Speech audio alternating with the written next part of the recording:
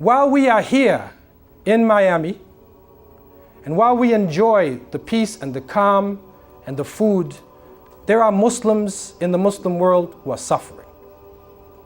It is becoming a very, very serious situation.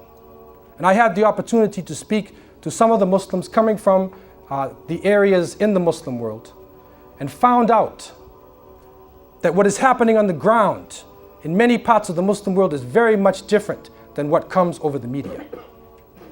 In Kashmir, today there are people who are dying. There are people being arrested. Women are being raped. In Palestine now, although it appears to be a situation where leadership is moving toward peace, on the ground level, there are people being arrested. There are people tortured in prisons. The pain of the people in Gaza has not been lifted. It's a worse situation than it was 5 years ago. But what you get in the media in many cases is something totally different. But one of the most bizarre cases that I found out about recently is the case of Algeria.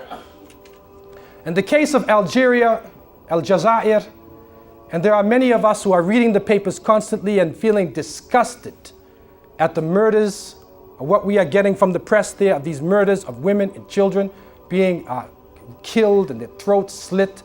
Something which is terrible. Hundreds of people being just bludgeoned to death in these villages.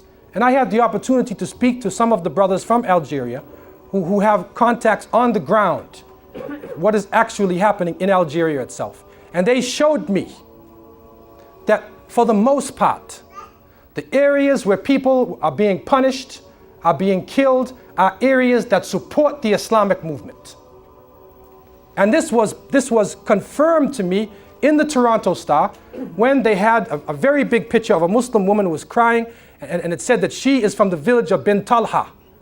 And in this village, 200 people had been killed, but Bin Talha is known to be a village where they support the Islamic movement. Then it said, however, it is not clear who carried out this slaughter. It is probably Islamic fundamentalists. Now, how are you going to slaughter people when these people support you? And this is happening over and over again.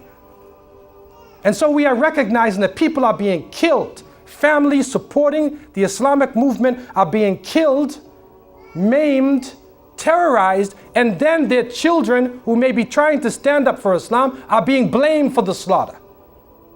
And this is why Allah tells us, فَمَنْ أَظْلَمُ مِمَّنْ افترى على الله كذبا.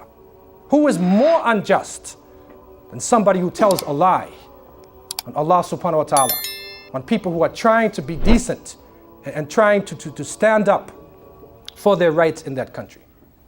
We also recognize the strategic importance of Algeria. And those who have studied colonialism recognize that over 1 million people died in Algeria standing up against the French. And that it was an example for other nations. And that if something happens in Algeria, if Islam is established in Algeria, inshallah, that no doubt it would have a great effect upon the whole of the Muslim world.